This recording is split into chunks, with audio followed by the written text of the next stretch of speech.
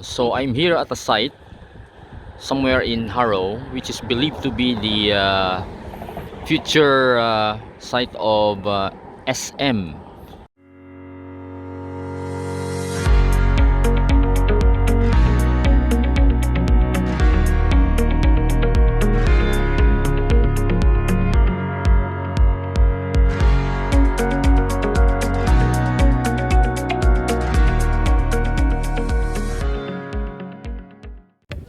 Good morning, Iloilo. So I'm here at a site somewhere in Jaro, which is believed to be the future site of SM. So this is, as you can see here, this is a big area. So currently it's like a swampy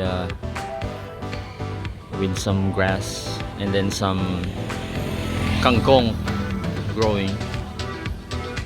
So this is along C1 actually, and then both sides of the road on the other side is also believed to be the property of SM. So I'm not sure if I am just speculating, but we will find out in the future if indeed this is the site of the future SM here in Jaro.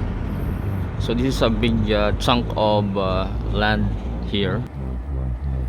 So it is close to the coastal area.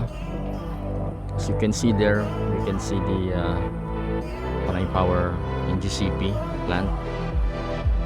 So going right there is already like roughly a kilometer away to the coastal road.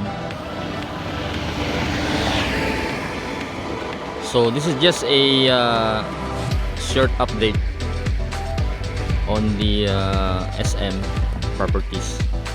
And then going on this side, if you, I think going to west of the C1, this is actually C1, which is leading to Ungka, Jaro, which crosses the diversion road. Okay, so that's just about it for now. There is no sign at the moment,